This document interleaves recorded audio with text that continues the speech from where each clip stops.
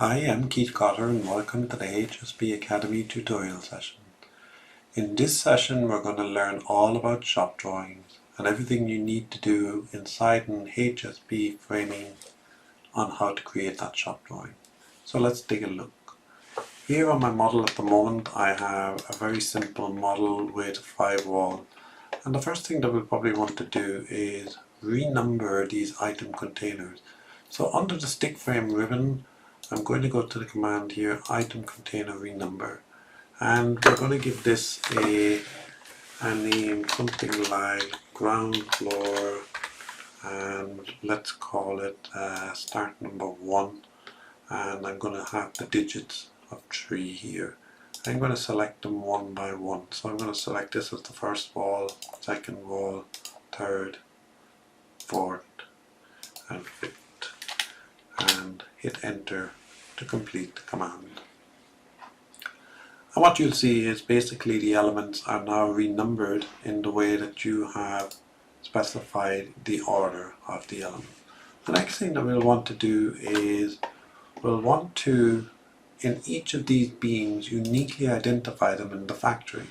And if I select a beam, you will see here that the POSNUM, which is our position number in hsbCAD, is currently blank. And this would be a complete disaster in a factory environment. So using create POSNUM will allow us to number all our beams and sheets so that they get unique identifiers. So any beam that has the same length, width and height will get the same number. So you can see here I have a POSNUM number 5, and if I pick a beam next to it, you can also see that the POSNUM is also number 5 in this case. So we're now ready to create our shop drawings, and the first step that we do is under the hsbStickFrame we go and we pick shop drawings, and we want to create a shop drawing for a container. Now the family of the shop drawing is not loaded in here, so the first thing we want to do is create a container shop drawing, and we're going to take the predefined framing template from this location here. And you can see it'll start to go through a number of different phases, basically loading in that particular family of template. At this moment, if all things were normal and you did have the template reloaded or preloaded inside in this project, every time you do a shop drawing, this is the dialog that would actually appear. So the previous dialog that you saw will not always appear. It's only a one-time operation in each project. So now I'm going to pick that particular metric A3 and say OK. So now what it does is it prompts me down on the bottom left corner to select the item container. So I'm going to select all my item containers and finish. And now it will begin to go through a number of loops, creating a whole load of different views, bill of materials, top view, bottom view, left and right, and create eventually a whole load of sheets inside my property browser. So when this is all complete, you will see down here on the view under my sheet, you can now see that it has created a shop drawing with reference to the elements 5, 4, 3, 2 and 1. And then depending on the view that you want to do, you double click and this will automatically give you the shop drawing that you are looking for in terms of this particular element.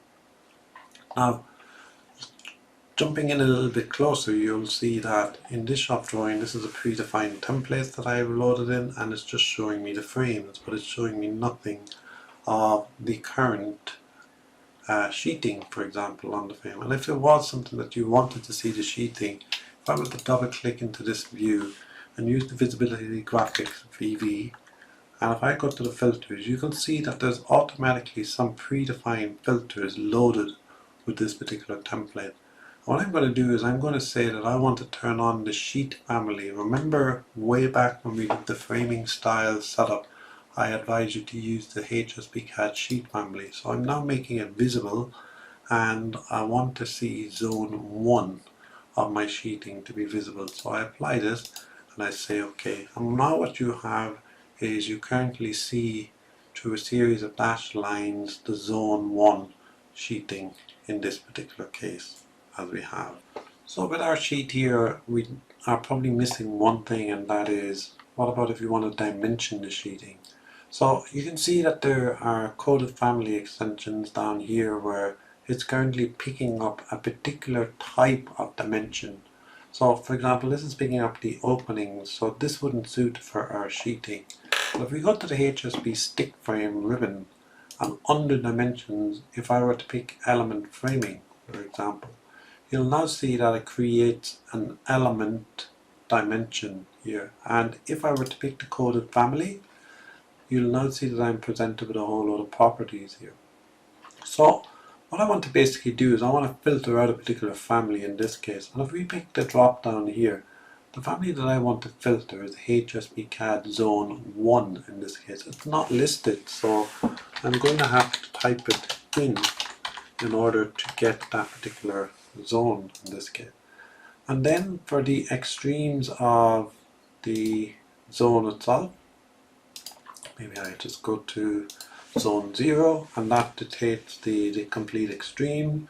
I'm going to turn off combine touching points, and for the location I'm going to leave it at 0. And if you see, if I hover over hsbcad location, it's currently telling me 0 is equal to the top, so it's going to put the dimension to the top, and I'm going to leave the offset at 100 in this case, and I'm going to apply it, and you can now see it adjusts down the dimension to be 100 offset from here. And then I'm going to turn off use only extreme and hsbcad reference center, turn it off as well. And now suddenly you'll begin to see that I get my dimension string showing me I'm picking up the sheeting in this case here for the template file.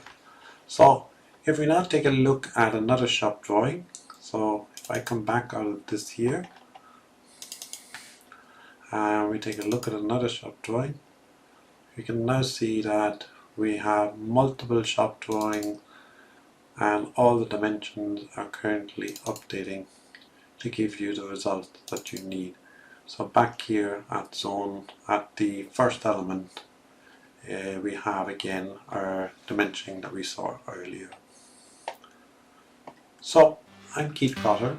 Thank you for watching this session, and I hope to see you again in future sessions.